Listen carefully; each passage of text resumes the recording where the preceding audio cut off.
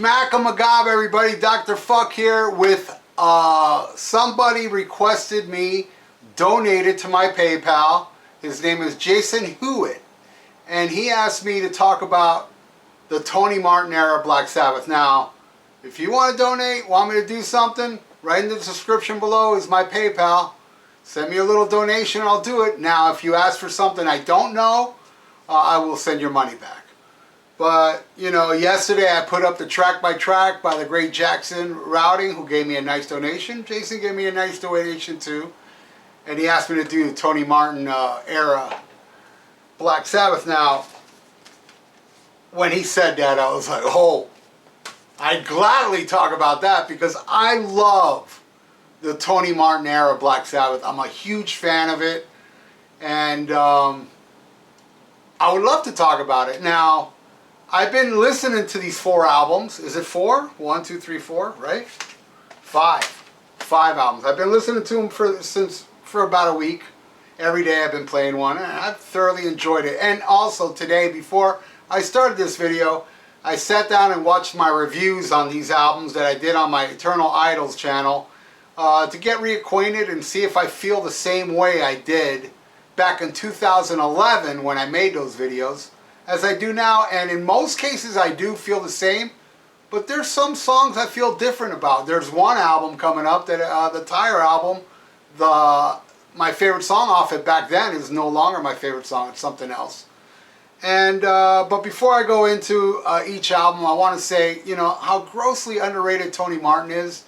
I did see Tony Martin once on the Cross Purposes tour, and he was great, he sang great, but I think he lacked the stage presence. And I think that was part of why he suffered so much, as far as like gaining, you know, the respect to the masses, like Dio and Ozzy did. He didn't really have that kind of charisma.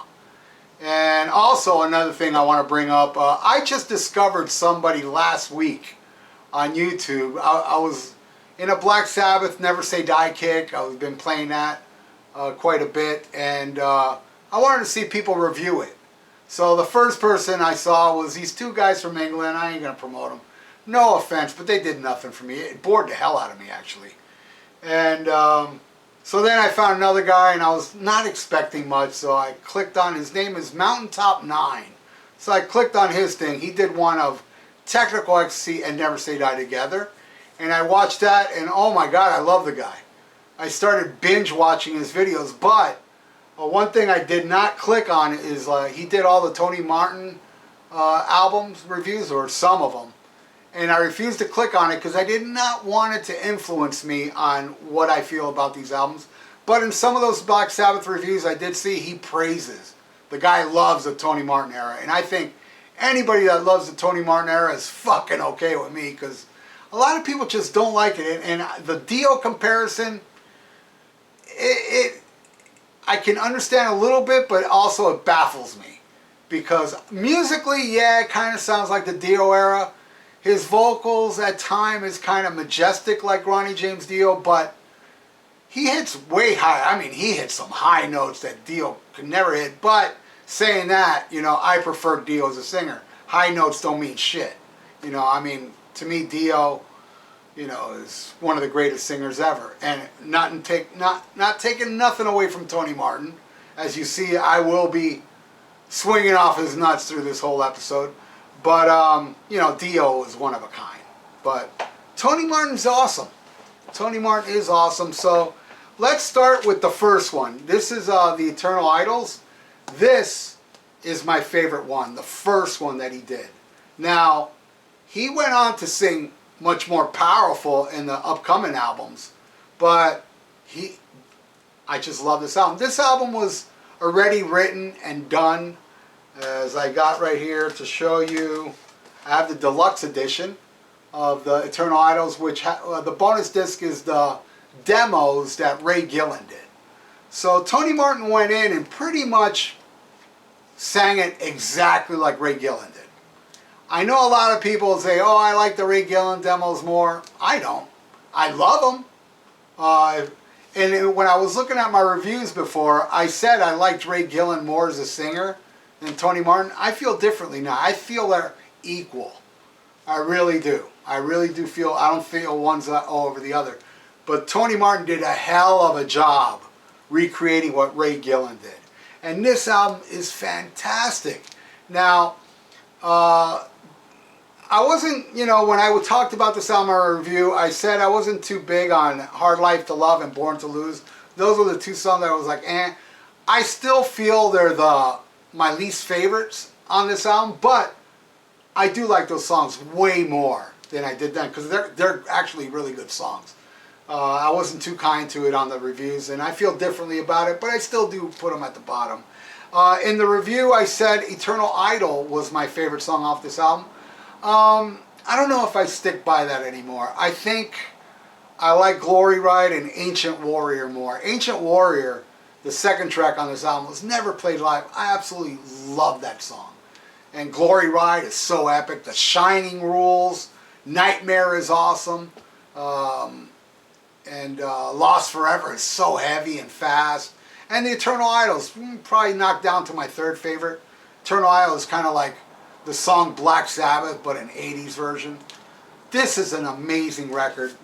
And it's a great deluxe edition that not only brings the Ray Gillen demos, but it brings two bonus tracks, Black Moon, that appeared on the next album, re-recorded with Cozy Powell, and Some Kind of Woman.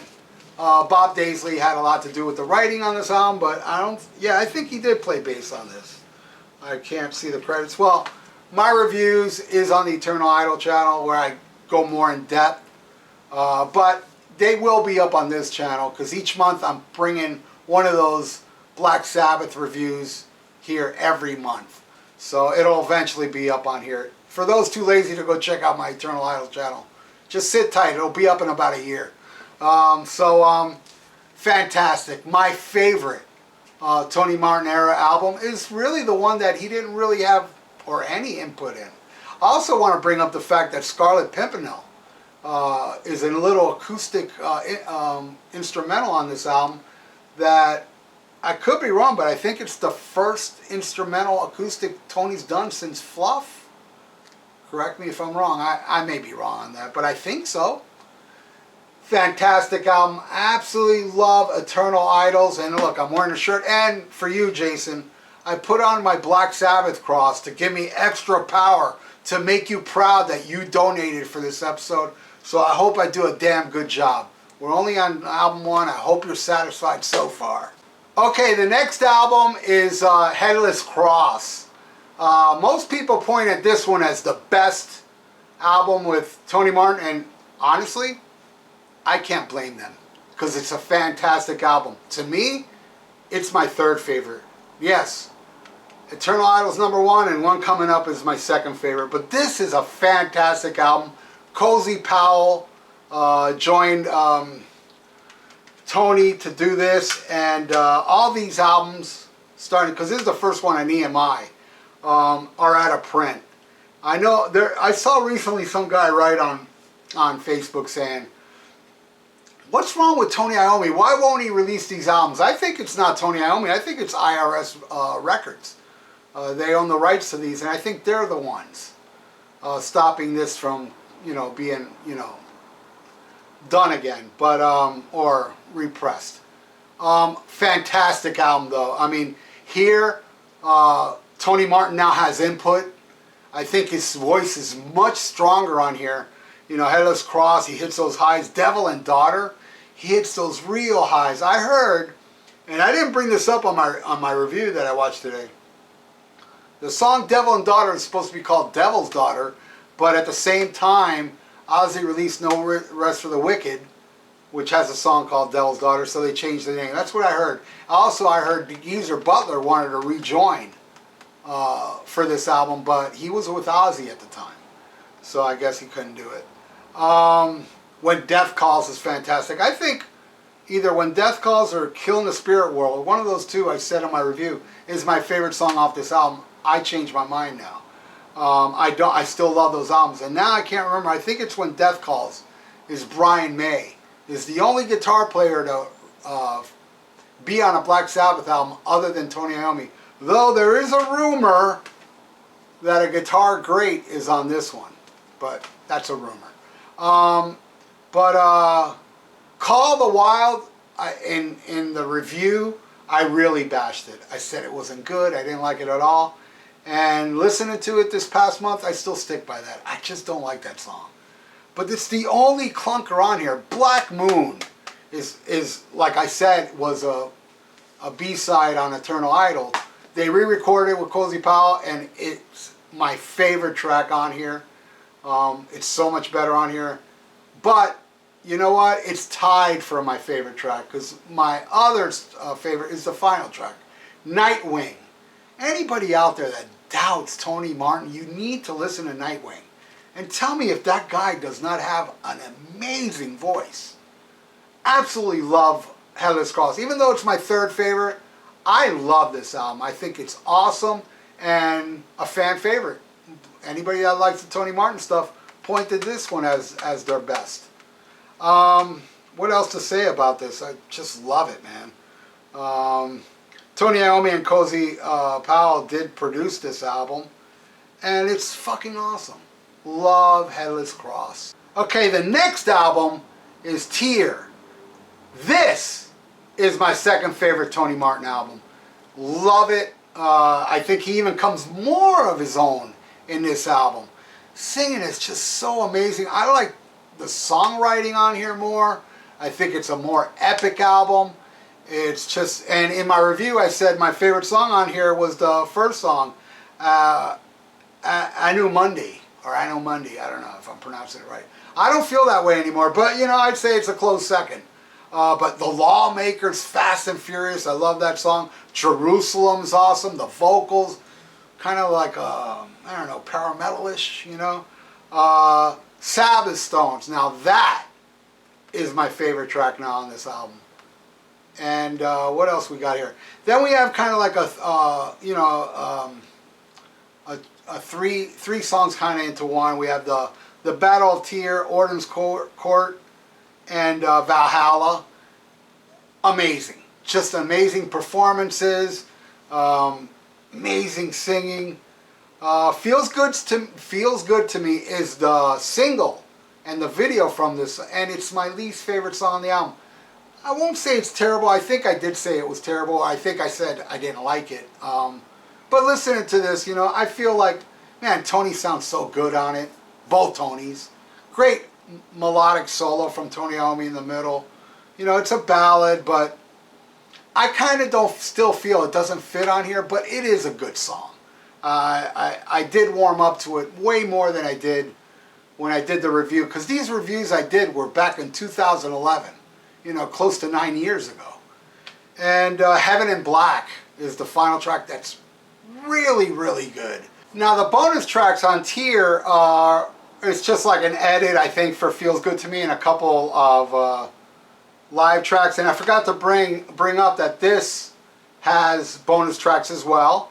Well, it's just one bonus track called Cloak and Dagger, that's really good. And I forgot to bring up, or did I? I don't know if I did or not, that this brings bonus tracks as well, Bad Moon, and Some Kind of Woman sounds a lot like Hot for Teacher from Van Halen, which is odd. I don't think it's a bad song, but it just doesn't fit Black Sabbath. But Tear, awesome album. Alright, then what happens is they get Dio back in the band. And of course they give Tony Martin the boot.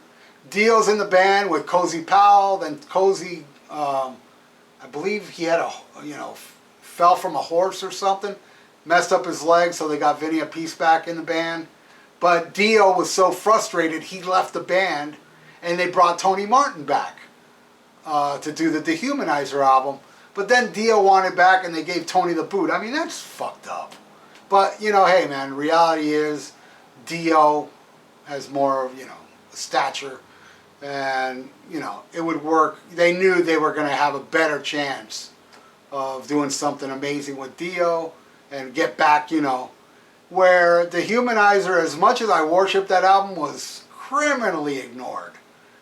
But, again, Dio came back, they did the album, then Black Sabbath wanted to opened for Ozzy, and Dio said, "Fuck you," and then that was over.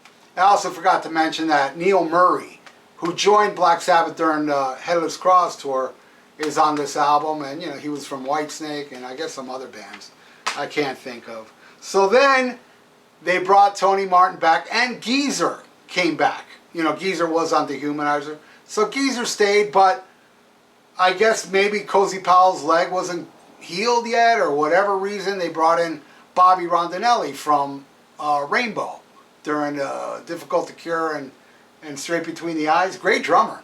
And they did this album, Cross Purposes. Now, I saw this tour, and I got to see Tony Martin live, and I can tell you from first-hand experience, Tony Martin was amazing, sang great, but he didn't have that stage presence, something that, Ozzy and Dio and Ian Gillan possessed. He didn't really have that, but he was still great, and I think maybe that probably was one of the reasons. Another reason is people just wouldn't give it a chance. I've heard so many people say, "Oh, he's a Dio ripoff." I beg to differ. I mean, there's times where he's got that Dio vibe, but no. I think Tony Iommi's his own singer.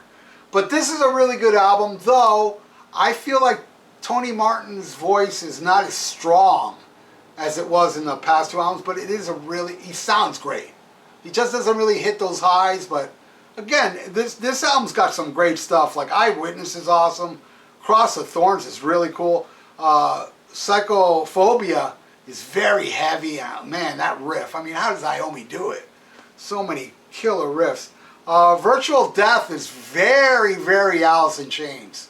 And this was at the time of grunge, but it still works. I mean, the doomy riff and the Alice in Chains type melody, vocals.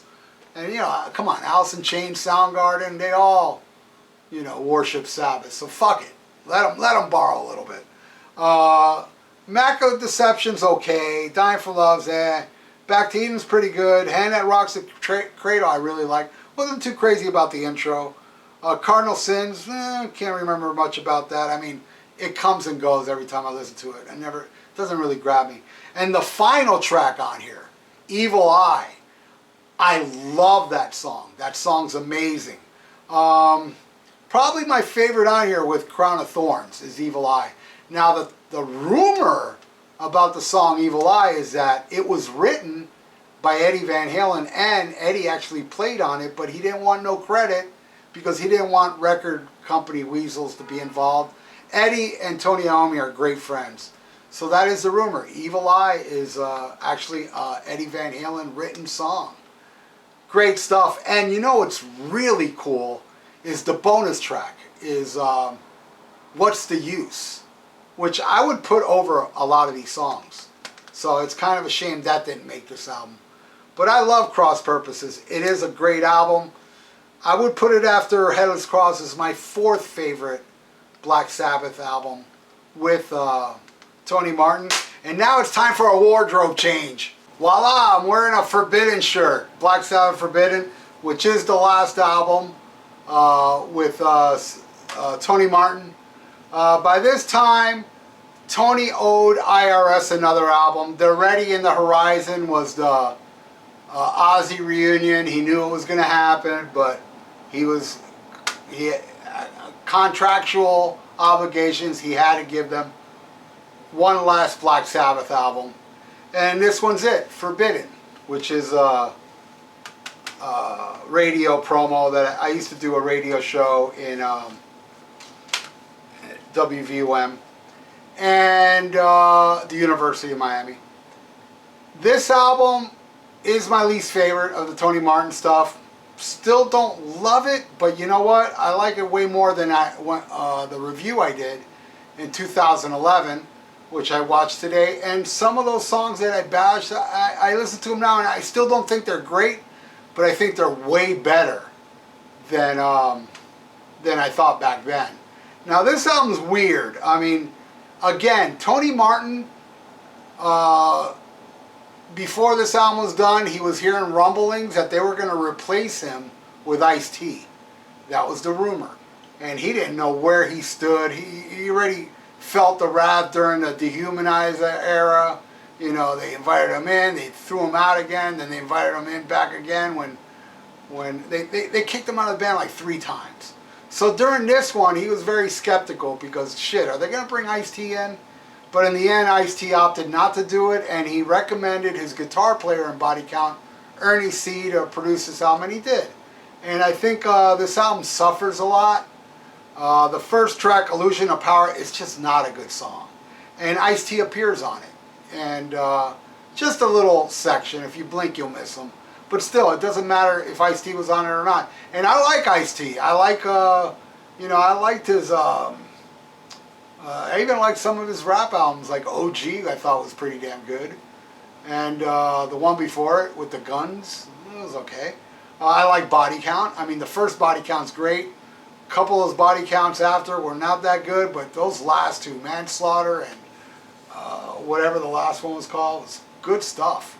So, but then, you know, the single for this, Get a Grip, I think it's an okay song. Can't Get Close Enough, Shaking Off the Chains, I don't remember what I said in the reviews, but I don't care for it. I Won't Cry For You was one I bashed in the review, and I think it's an okay song. I mean, I still don't think it's great, but it's an okay song. Now, Guilty as Hell, and Sick and Tired, I don't think I gave a favorable review, but I've been listening to this a lot, and listening to those lyrics, you kind of get the vibe that Tony Martin is very unhappy in Black Sabbath, and there's lines in this like, what do you want from me, and stuff like that. I kind of felt that. Rusty Angels I really liked. I liked it back then, I still do. It's one of the standout tracks. The last 3 tracks are really good on here. Forbidden and Kiss of Death. Kiss of Death is probably my favorite. But, you know, compared to Black Sabbath 13, this is like Volume 4 in Heaven and Hell. It's not as bad as I thought, but it's not that great. Now, another thing is Cozy Powell came back, and Neil Murray, so this is pretty much the Tyre lineup. Not as good as Tyre, but as I said before, Tony owed them an album, and I think he kind of half-assed it. Though, even half-assing it, the great Tony Iommi did great. I think the reason 13 suffered a lot is because Rick Rubin kind of like made them rehash a lot of their old shit. So this did have a bonus track, a Japanese bonus track called Losers Get It All, or something like that, Losers Take It All. Well, I thought it was pretty good. I thought it was better than a lot of the tracks on this album. So it baffles me why they left that off and left something like The Illusion of Power on here. But all in all, it's not terrible, but it is my least favorite. And I would say only 13 is worse than this on the Black Sabbath discography.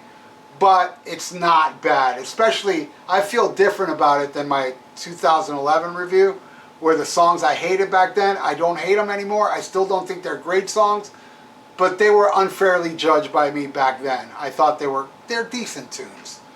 So Jason, I really hope you liked what I did with the Tony Martin. I mean every word, man. I love all these records. You know, Forbidden, you know, has its weak points, and some of those, you know, some fillers, you know. Don't like Call the Wild. But thank you so much for donating, my friend. I really do appreciate it, and I hope I did it justice. I hope it was worth your donation.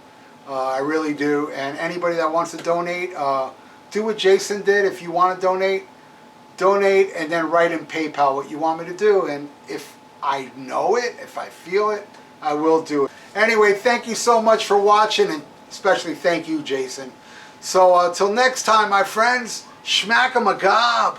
This video has been brought to you by Miami Metal Merchant. For your metal needs at competitive prices, visit MiamiMetalMerchant.com. Tell them Dr. Fuck sent you.